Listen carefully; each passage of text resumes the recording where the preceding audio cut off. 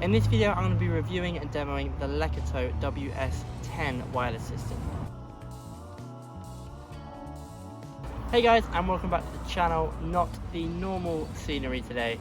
It is sweltering hot out here in the UK. I'm outside this afternoon by the pool here at NAM Studios. If you're new to this channel, not always am I sat by a pool, but I am today because I want to test this, the Air Bridge system by LEKATO. So this is a wireless guitar system. And for me, the most important thing with a wireless system is about the reliability of the connection. It's not like a studio piece of gear where you do want it to be of a good quality, a high fidelity sound. But for me, the important thing with one of these systems is the reliability of the connection and also the distance. So that no matter what show you're playing, you know that it's going to be able to do the job. So that is why I am outside. I've got a little bit of car noise, hopefully that's not interfering too much with it. But I'm going to, in this video, go through pretty much all you need to know about this wireless system. And the big test is going to be just to see how far away from this Aguilar amp I can get using this system. So for this video, I'm going to unbox the product from this little discreet packaging you get here, and then simply show you how it works, show you how to make it work, and then we will do the big test in terms of distance. One thing I will say is that I've never actually used a wireless system myself or had one in my own rig. I've always chosen to use long cables. So I'm really intrigued to see how this fares and whether it's enough to convince me to maybe switch to one of these for live shows. Based on the form factor and the size of this box, it looks like it could be super convenient. So let's see. So starting out, nice simple packaging.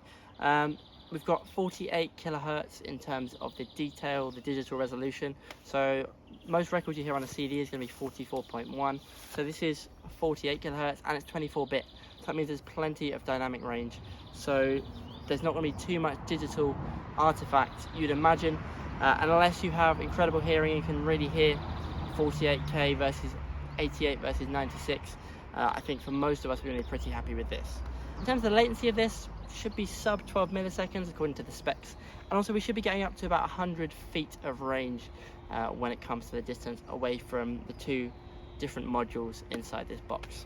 As this is a digital system, it works on the 2.4 gigahertz bandwidth, which is the longest range one, and one downside could be that it is quite a commonly used bandwidth, so it might have some competition if you're in a heavily Wi-Fi area zone.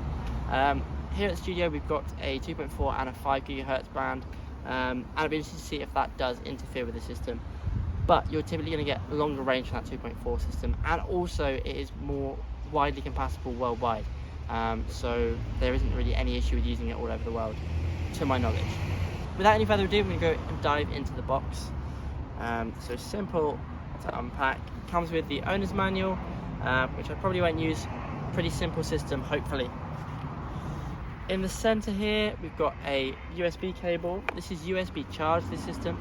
And this USB cable is a simple USB-A end,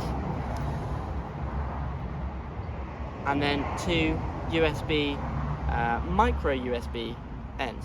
So that's one cable to charge both of your transmitter and receiver. The only other two items in the box are the receivers themselves. One's a receiver, one's a transmitter. So this is the transmitter one. This will go in your bass guitar. The important thing with this is to make sure you have the right end in the right place. So make sure that the transmitter is in your bass and not plugged into the amp. And the receiver is plugged into your amp and not into your bass. Because they don't work two-way, it's one way only. So it will go from the transmitter to the receiver. It won't go from receiver to transmitter if you plug it the other way around. So if you are panicking on stage, that's why it's not working. Other than that, these units themselves are really simple. They're very small. As you can see, they fit really snugly into the palm of my hand. I have quite big palms, so for perspective, these are pretty tiny. And you have a jack that unfolds on them that plugs straight into your bass, and fully rotatable system there. That means you can plug it in pretty much anywhere you need, depending on your body shape and the type of bass you're using. In terms of the actual parts on this unit, you have the switch here, which turns it on, and a pair button on the side as well, and you can see there the USB port above. Now I've got the bass with me, I'm going to switch both of these on. they both flash. I'm going to hit the pair button, and there you can see hopefully both are illuminated fully green, which means they are both paired with each other. So I plug the transmitter into the base and the receiver into the amp. Hit the operating button on the egg roller. Turn the volume up.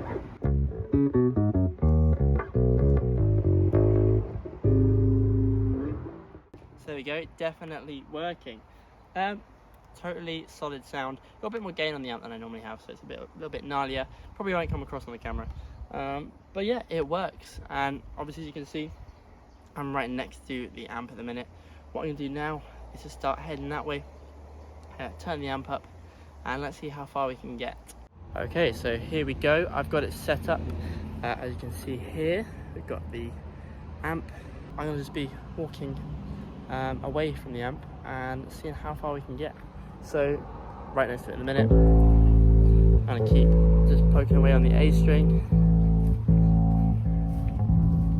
Probably about 20 foot at this point.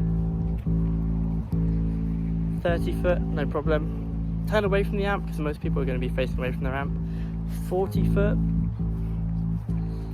At this point it starts to be a bit of a latency where it feels a little bit uncomfortable. You're going to be playing some massive stages if you're going to be getting this far out. Along a stage, I expect most to be 30 feet in the max. It's definitely the biggest that I've played. And then heading into the next field now. It's probably about 50. I can still hear it, still pretty reliable. Right, it starts to drop out about there. So probably about 55, 60 foot here. Still some sound, but the latency is just a bit funny. Not quite perfect. But for a system that is definitely on the lower end in terms of price, not bad at all. Turning around to face the receiver, a bit better again.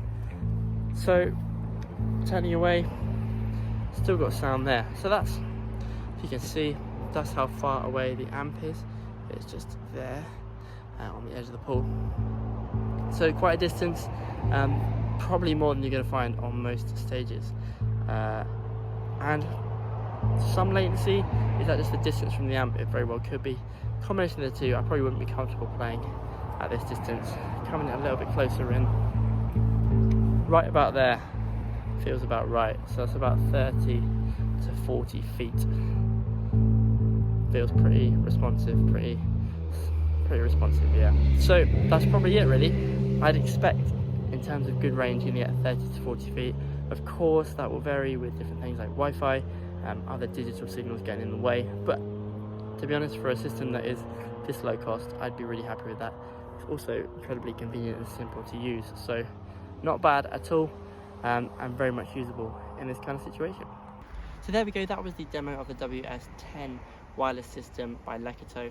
I think you can expect that kind of 30 to 40 feet range comfortably, and to feel comfortable playing with it in that kind of environment. I think if you're only paying the money, the kind of money that this costs, then that's really more than enough. And the kind of stages you're going to be playing, I think that's what you can expect, and it does a really good job for that. If you're at home and just want the convenience of playing with a wireless system rather than plugging in a cable, this is great.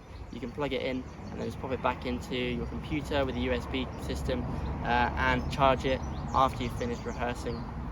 I think if you want to use it for more professional gigs, I'd maybe want something a bit more robust. I imagine this will be a little bit more sensitive to a large number of wireless signals, as it is a small system, and the smaller it is, the less powerful the aerials and the antenna can be in terms of transmitting and receiving. So if you are going to be playing bigger venues, bigger festivals, those kind of things, I would suggest maybe stepping up to a more high-powered model in the LEKATO range, or another wireless system.